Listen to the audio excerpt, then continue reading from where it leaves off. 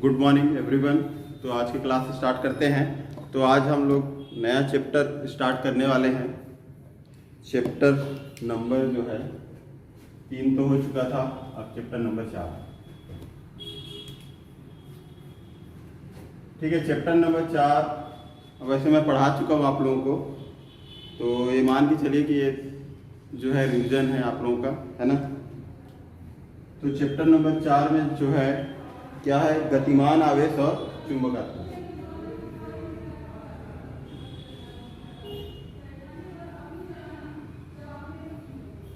गतिमान आवेश और चुंबकत्व, ठीक है। तो अभी जो पिछली जो है चैप्टर में हम लोग विद्युत धारा जो है पढ़े थे, है ना।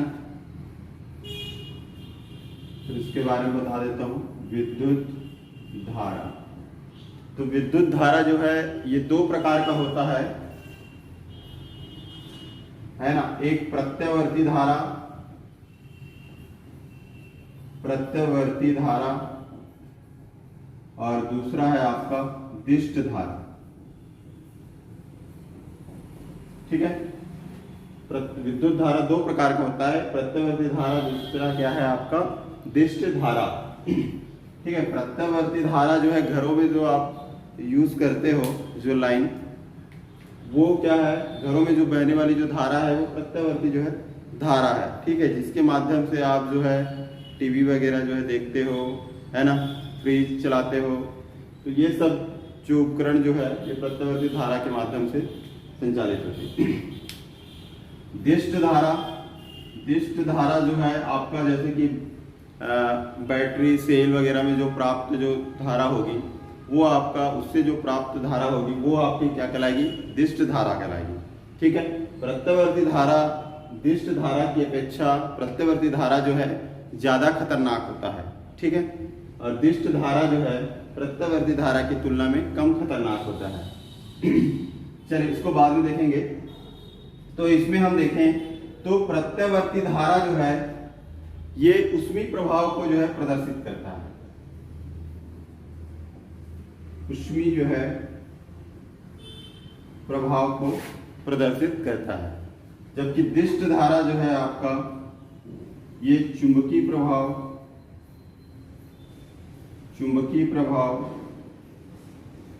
ऊष्मीय प्रभाव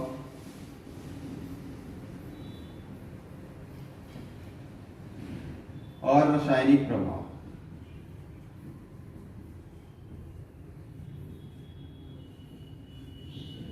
ठीक है, ये तीनों को जो है प्रदर्शित करता है। दिष्ट धारा के माध्यम से हम ये तीनों प्रभाव को जो है देख सकते हैं, चुंबकीय प्रभाव, ऊष्मीय प्रभाव और रासायनिक प्रभाव। लेकिन प्रत्यवर्ती धारा से केवल हमको जो है ऊष्मीय प्रभाव जो है देखने को मिलता है। क्लियर है यहाँ तक? तो हम लोग जो चैप्टर नंबर 4 में जो पढ़ने वाले हैं, गतिमान आवेश और चुंबकत्व, तो इसमें जो है हम पढ़ेंगे चुंबकीय जो है प्रभाव, ठीक है। तो ये याद रखिएगा, चुंबकीय प्रभाव, और ये जो है किससे प्राप्त हो रही है, दिष्ट धारा से जो है प्राप्त हो रही है, ठीक है। प्रत्यवर्ती धारा से जो है चुंबकीय प्रभाव जो है प्राप्त नहीं होती है। क्लियर है यहाँ तक? तो आगे बढ़े। चलिए तो आगे बढ़ते हैं अब ऑस्टेट के जो है प्रयोग।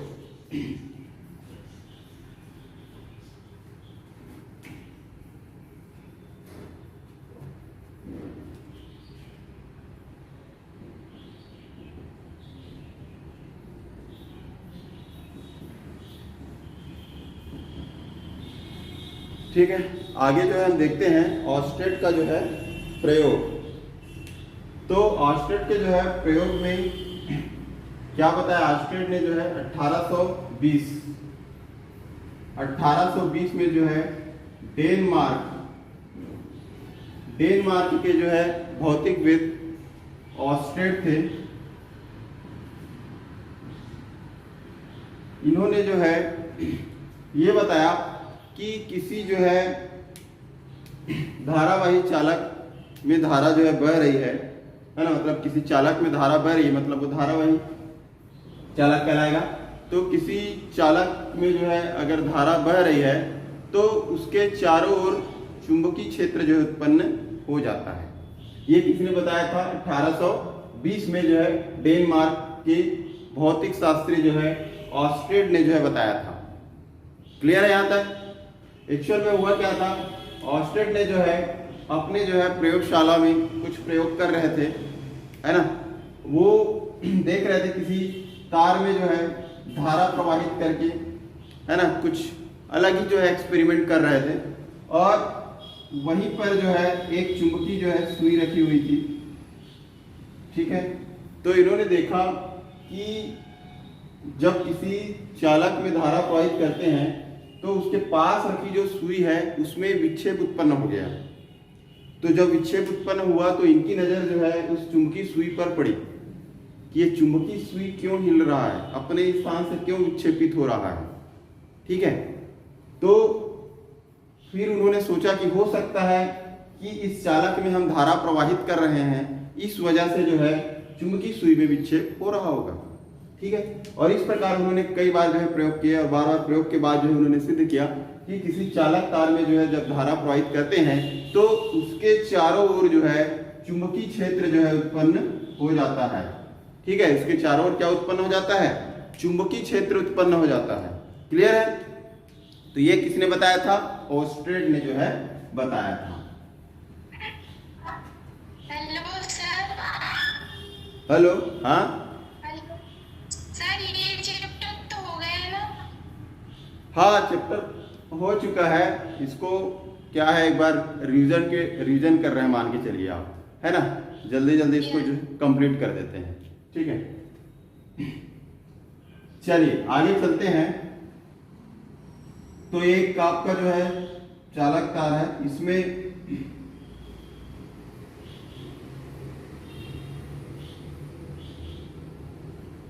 ये, ठीक है, इसमें जो है धारा जो है प्रवाहित कर, पहले तो क्या है, ये कुंजी यहाँ पे नीचे में जो है आपका चुंबकीय जो है सुई जो है रखे हैं मान के चलिए।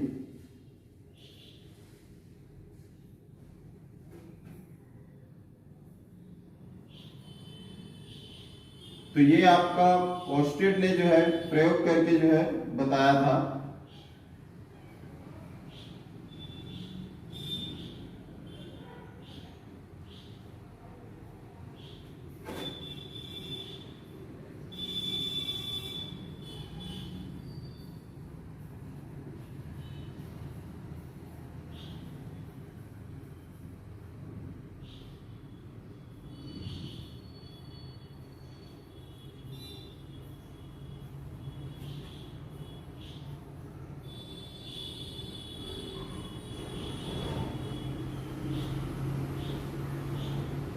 है ना, तो इसमें हम देखते हैं पहला कंडीशन क्या है, जब इस चालक तार में ये कुंजी जो है ओपन है, खुला हुआ है ना, इसको बंद नहीं किए हैं, तो जब इसमें जो है कोई हम धारा प्रवाहित नहीं करते हैं तो चुंबकीय सुई में कोई विक्षेप उत्पन्न नहीं होता है।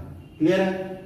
लेकिन जैसे ही हम इसमें जो है धारा प्रवाहित करते हैं तो इस चुंबकीय सुई में जो है विक्षेप जो है उत्पन्न हो जाता है। ठीक है, मतलब चुंबकीय सुई जो है विक्षेपित जो है हो जाती है। ये इस प्रकार से जो है आपका N और ये आपका S रूप। ठीक, या इसको सिंपल से अगर ऐसा लिखो, एरो का निशान लगा दो, ये आपका S और ये आपका N हो गया। ठीक, इसी प्रकार से जो है अगर इसमें जो बहने वाली जो धारा है, धारा के मान में अगर जो है परिवर्तन कर दिया जाए, इसकी धारा की विपरीत दिशा को अगर परिवर्तित कर दिया जाए तो चुंबकीय सुई में जो विक्षेप होगा वो जो है आपका विपरीत दिशा में जो है होती है। ठीक, इस प्रकार से तो ऑस्टेड ने जो है प्रयोग किया और बताया कि जब किसी चालक तार में हम धारा प्रवाहित करते हैं तो उसके जो है नीचे या पास रखे जो है चुंबकीय सुई में विक्षेप उत्पन्न हो जाता है। और चुंबकीय सुई में विक्षेप उत्पन्न हो रहा है, इसका मतलब क्या है कि उसके आसपास क्या है, चुंबकीय क्षेत्र जो है उत्पन्न हो चुका है। क्लियर है यहाँ तक? पहला कंडीशन क्या बता रहा है, इसमें धारा प्रवाहित नहीं कर रहे हैं तो चुंबकीय सुई में विक्षेप नहीं हो रहा है ना, वो अपने स्थान पर है।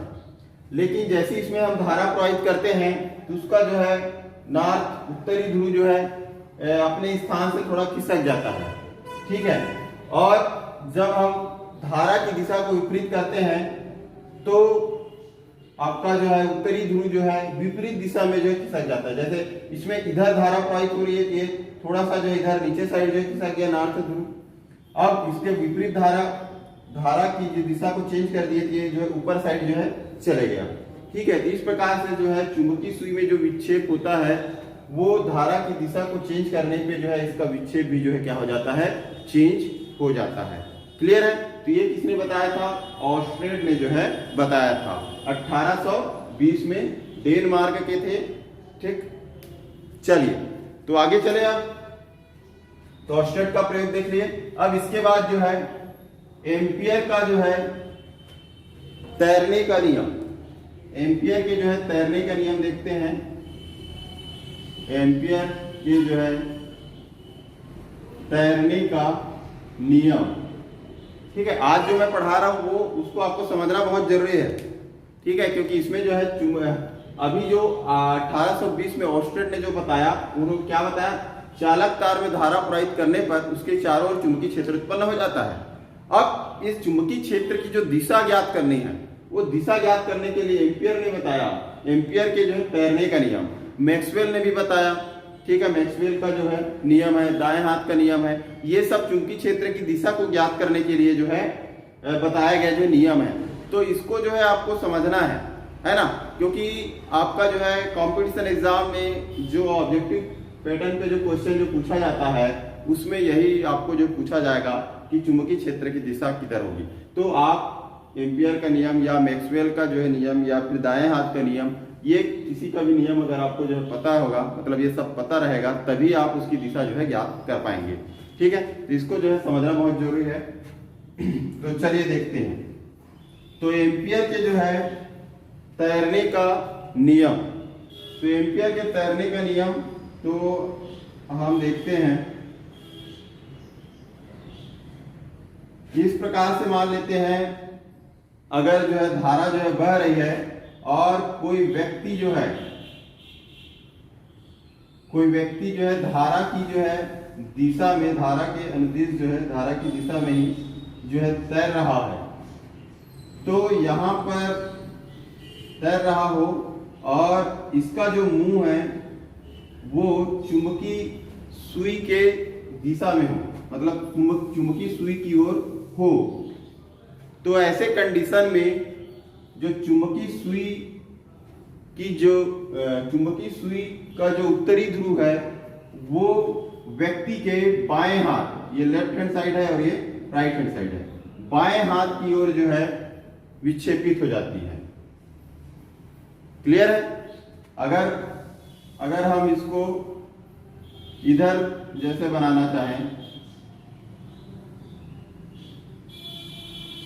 ये ऐसा है ना, ये धारा की दिशा में तैर रहे हैं और ये इसका जो है लेफ्ट हैंड साइड हुआ और ये इसका राइट हैंड साइड हुआ, ठीक।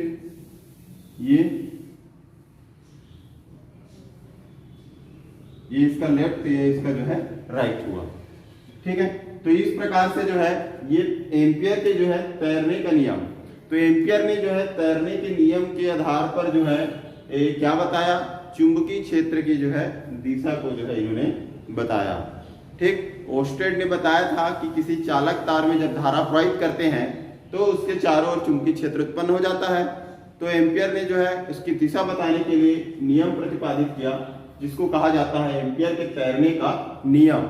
और इसके आधार पर यह है कि अगर किसी चालक तार में जो है धारा प्रवाहित हो रही है और धारा की दिशा में जो है कोई व्यक्ति जो है तैर रहा हो और व्यक्ति का जो मुंह है वो आपका जो है चुंबकीय सुई की ओर हो, तो चुंबकीय सुई का उत्तरी ध्रुव जो है व्यक्ति के बाएं हाथ की ओर जो है विक्षेपित हो जाता है। क्लियर है? तो ये आपका एम्पियर के जो है तैरने का नियम हुआ। इसके बाद मैक्सवेल का देखते हैं। मैक्सवेल का दक्षिणावर्ती जो है दक्षिणावर्ती स्क्रू का नियम, स्क्रू का नियम या पेच का नियम। तो मैक्सवेल का जो है दक्षिणावर्ती स्क्रू या पेच का जो है नियम, तो इसके आधार पर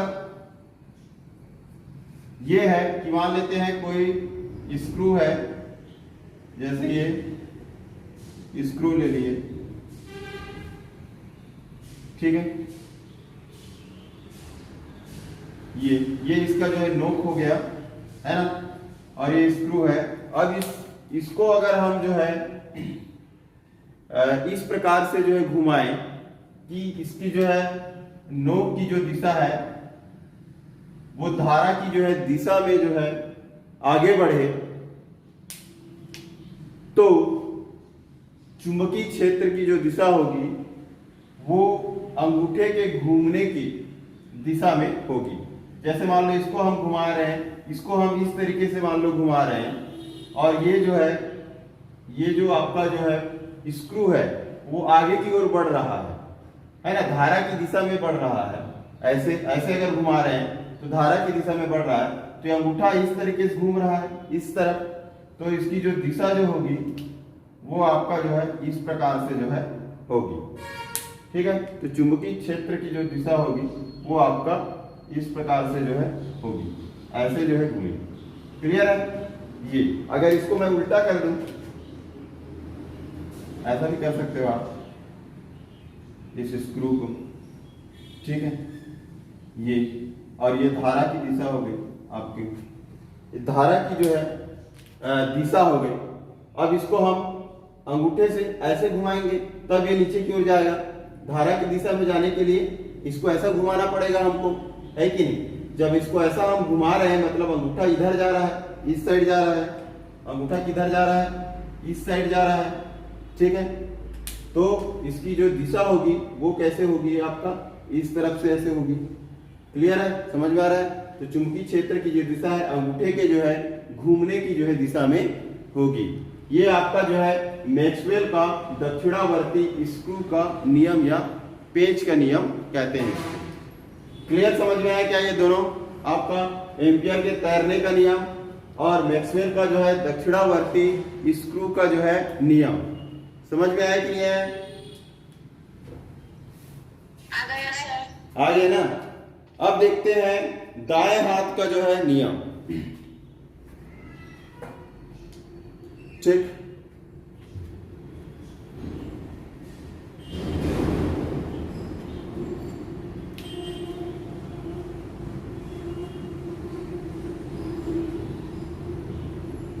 दाएं हाथ का जो है नियम, तो दाएं हाथ के नियम के आधार पर यह है कि अगर धारा की दिशा जो है इस तरीके से है, ठीक है, ऊपर की ओर जा रही है, अगर धारा की दिशा जो है आपका ऊपर की ओर हो, और अगर आप दाएं हाथ, ये रहा दायां हाथ, मेरा दायां हाथ है, तो दाएं हाथ के जो अंगूठा है इसको जो है धारा की दिशा में रखना है हमको, ठीक है, धारा की दिशा में रखना है, और उंगलियां जो है जिस दिशा में जो घूमेगी वो दिशा क्या होगी, चुंबकीय क्षेत्र की दिशा होगी। क्लियर है आप लोगों को? तो चलिए देखते हैं, ये रहा आपका चालक में बहने वाली धारा की दिशा।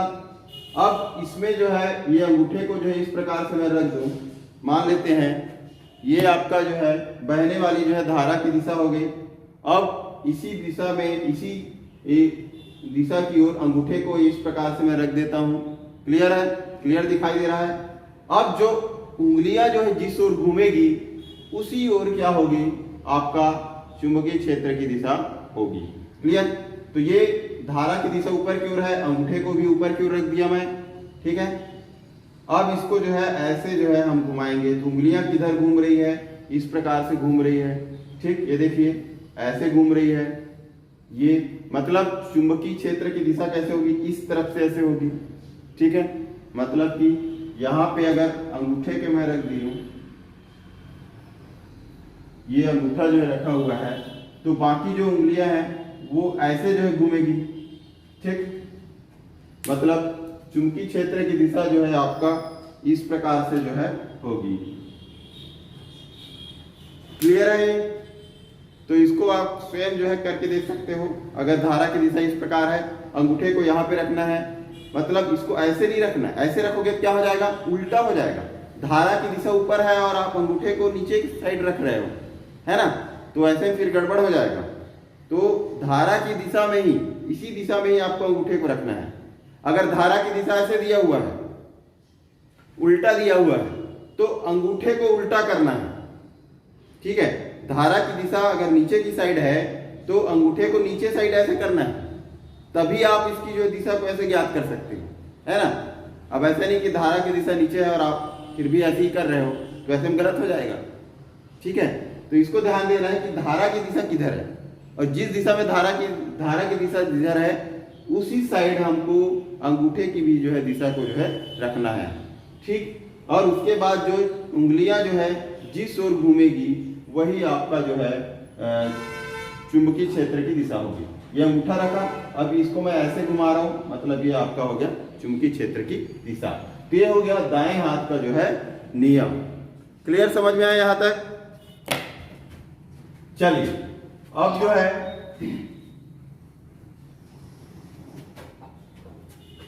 दाएं हाथ के नियम के आधार पर, इसके बाद दाएं हाथ के जो है हथेली का नियम, एक और है दाएं हाथ का नियम हो गया, दाएं हाथ का जो है हथेली का नियम, दाएं हाथ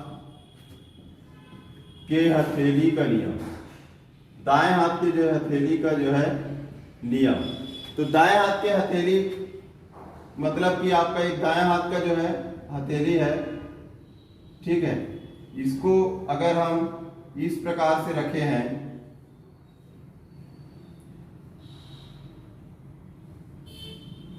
ये अंगूठा और उंगलियां जो है एक दूसरे के ऐसे लंबवत जो है रखी हुई है ना। अंगूठा जो है धारा की दिशा को बता रहा है, धारा जो है आई की दिशा को अगर बताए, और उंगलियां जो है उस बिंदु को बता रहे हैं जहां पर हमको चुंबकीय क्षेत्र की दिशा याद करनी है, ठीक।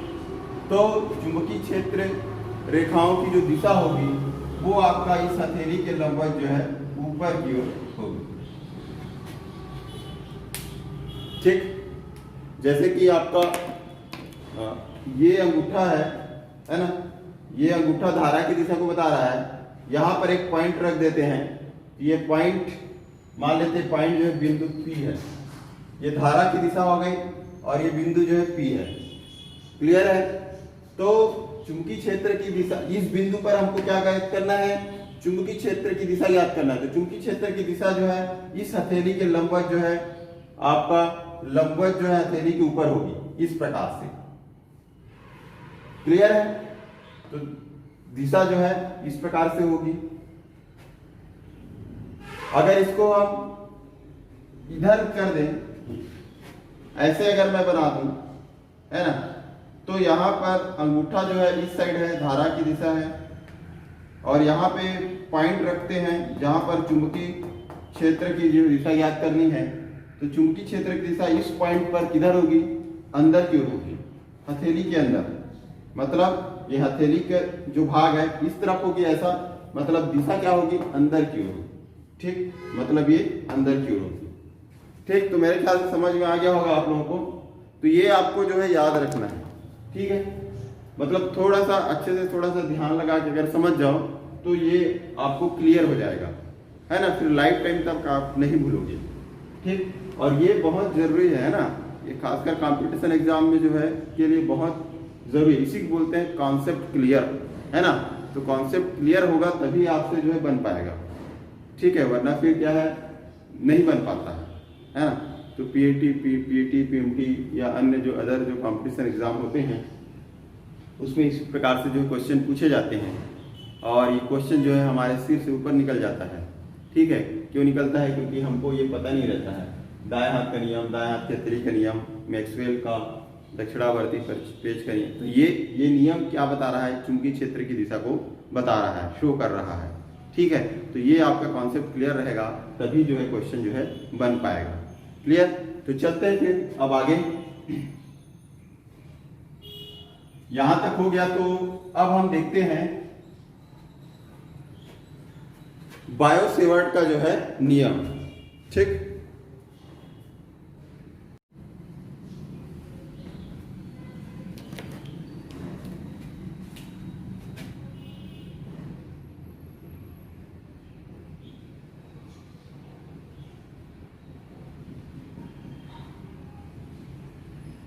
बायो-सेवर्ट का जो है नियम।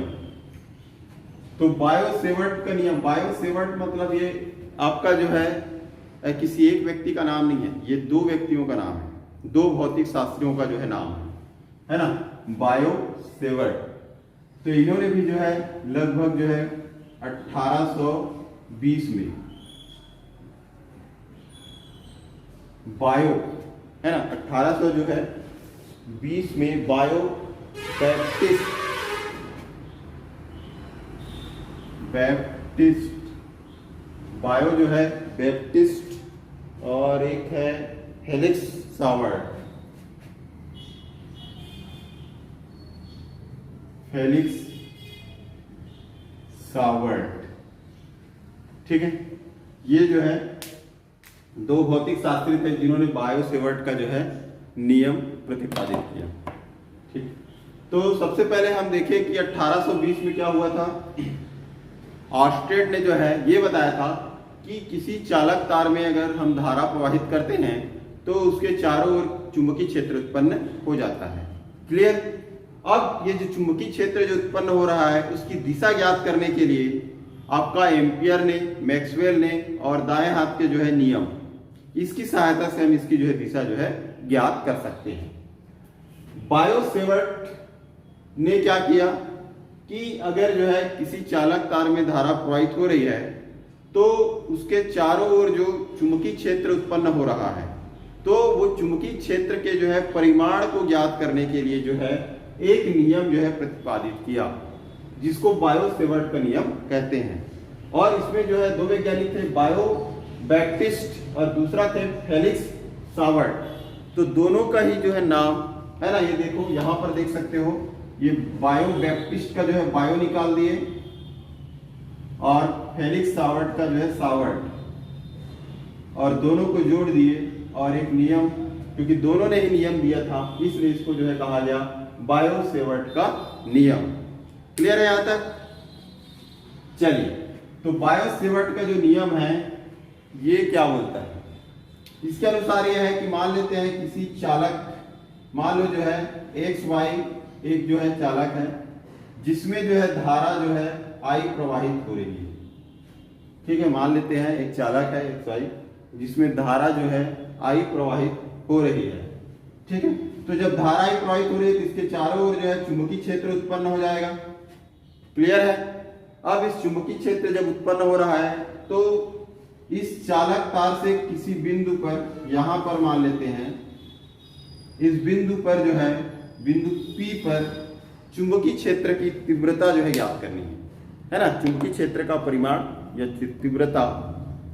तो इस बिंदु पर जो है चुंबकीय क्षेत्र की तीव्रता ज्ञात करने के लिए ही जो है नियम प्रतिपादित किया था बायो बैप्टिस्ट और फेलिक्स सावर्ट ने, जिसे बायो-सेवर्ट का नियम कहते हैं। क्लियर। तो ये धारा, इसमें जो है धारा जो है प्रवाहित हो रही है। अब मान लेते हैं यहाँ पर एक छोटा सा अल्पांश ले लेते हैं जिसकी जो है लंबाई है आपका dl। ए और बी एक छोटा सा अल्पांश या अवयव बोल सकते हो, एक छोटा सा अवयव या छोटा सा अल्पांश हम लेते हैं जिसकी लंबाई कितनी है, dl है। क्लियर। अब इस अल्पांश से जो है r दूरी पर एक बिंदु जो है P लेते हैं जहां पर हमको जो है चुंबकीय क्षेत्र की तीव्रता ज्ञात करनी है। क्लियर है। और ये जो है अल्पांश और इसको मिलाने वाली जो रेखा है, यहां पर बनने वाला कोण है आपका थीटा, ठीक। यहां पे बनने वाला कोण क्या है, थीटा है। तो यहां तक समझ में आए। अब हम इसके है ना, तो इसके बारे में हल्का सा आप जो है पहले लिख लीजिएगा कि XY एक जो है चालक है जिसमें I धारा जो है प्रवाहित हो रही है और इसमें जो है एक छोटा सा अल्पांश AB की जो है कल्पना करते हैं। तो लिख लेते हैं XY एक चालक है जिसमें धारा I प्रवाहित हो रही है, धारा I प्रवाहित हो रही है, ठीक है। और इसमें एक छोटा सा अल्पांश, इसमें एक छोटा सा अल्पांश या अवयव AB की कल्पना करते हैं, AB की कल्पना करते हैं, AB की कल्पना करते हैं। क्लियर है यहां तक? अब इस अल्पांश की लंबाई AB की लंबाई, AB मतलब अल्पांश की लंबाई DL है, DL है तथा अल्पांश से R दूरी पर एक बिंदु P है जहां पर विद्युत क्षेत्र की तीव्रता याद करना है। विद्युत क्षेत्र की तीव्रता ज्ञात करनी है। क्लियर यहां तक? तो ये हो गया इतना। तो यहां पर हम देखते हैं अल्पांश जो है AB अल्पांश के कारण बिंदु P पर जो है चुंबकीय क्षेत्र की तीव्रता, ठीक है, अल्पांश AB के कारण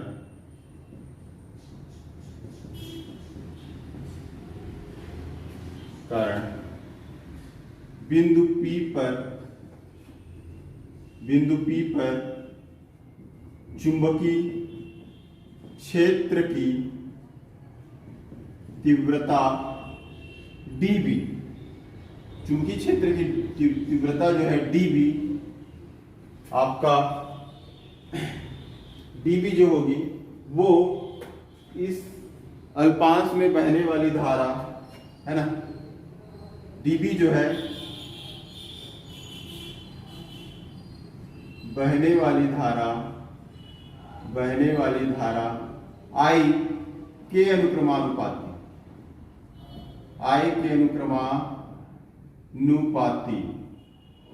ठीक है, I के अनुक्रमानुपाती होगी, मतलब कि dB अनुक्रमानुपाती क्या होगा? I। ये हो गया पहला समीकरण।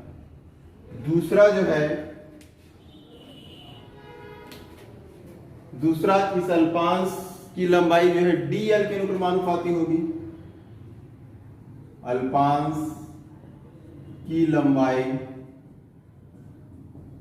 DL के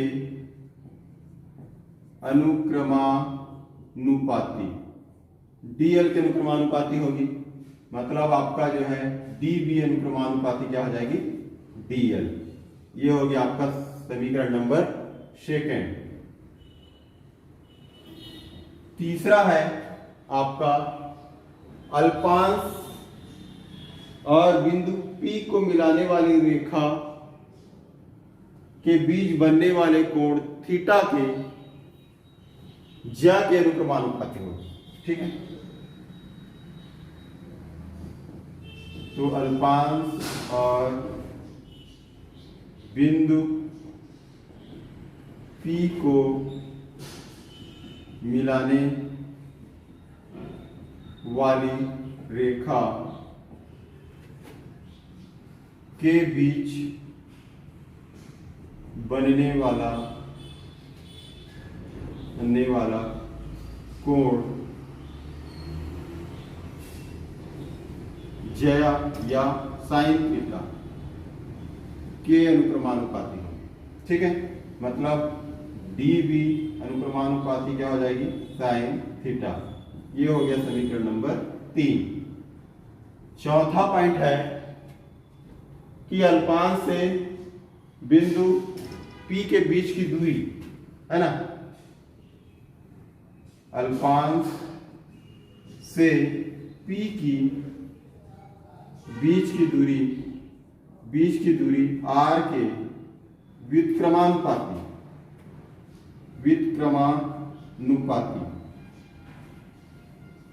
R के बीच की दूरी R के वर्ग, है ना, आर के वर्ग के व्युत्क्रमानुपाती होगी।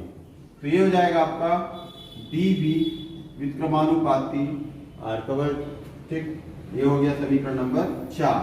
अब क्या करेंगे, समीकरण 1, समीकरण 2, समीकरण 3 और समीकरण 4 को मिला के लिखने पर समीकरण 1, 2, 3 व 4 को मिलाकर जो है को मिलाने पर लिख दीजिए, मिलाने पर तो मिलाएंगे तो क्या हो जाएगा, मिलाएंगे तो ये हो जाएगा हमारा dB अनुक्रमानुपाती हो जाएगा I, इसके बाद dl, फिर साइन थीटा। अब आर स्क्वायर नीचे में है इसलिए आर स्क्वायर क्या हो जाएगा, नीचे में आ जाएगा। क्लियर है यहां तक? यहां तक कोई दिक्कत नहीं? तो चलिए अब इसके आगे बात को मैं यहां पर लिख देता हूं। तो dB अनुक्रमानुपाती हो जाएगा आपका I dl साइन थीटा बटे क्या हो जाएगा, आर स्क्वायर हो जाएगा। क्लियर? अब ये अनुक्रमानुपाती चिन्ह को हटाएंगे तो क्या हो जाएगा भाई, dB बराबर हो जाएगा k dot I dl sine theta upon r square. ठीक है, के आपका अनुपातिक नियतांक है, के आपका अनुपातिक जो है नियतांक है, और के का मान जो है, के का मान μ0 बटे जो है 4 पाई। तो यहां पे मान रख देंगे तो dB बराबर हो जाएगा μ0 बटे 4 pi dot I dl sine theta बटे क्या हो जाएगा, आर स्क्वायर हो जाएगा। क्लियर है यहां तक? R square. अब हम देखें यहां पर, है ना, ये नियतांक है, समझ में आ गया, छोट प्लस और बच गया है। तो इसका जो मान है μ0 बटे 4 पाई, तो μ0 बटे 4 पाई का मान होता है, μ0 बटे 4 पाई का मान होता है 10 की घात ऋण 7। तो यहाँ पे मान रख दो, तो dB बराबर हो जाएगा 10 की घात ऋण 7 I dl साइन थीटा, है ना, dB बराबर हो जाएगा 10 की घात ऋण 7 I dl साइन थीटा बटे आर स्क्वायर। क्लियर है? तो यहां तक आपको जो है बनाना है। तो dB बराबर क्या हो जाएगा, 10 की घात ऋण 7, ये घात में है, उसके बाद I dl साइन थीटा बटे जो है आर स्क्वायर। क्लियर है? तो ये आपका जो है बायो-सेवर्ट का जो है नियम हुआ। तो यहां तक मेरे ख्याल से समझ में आ गया होगा सभी को, है ना? अगर किसी को नहीं आया होगा तो पूछिए। ठीक।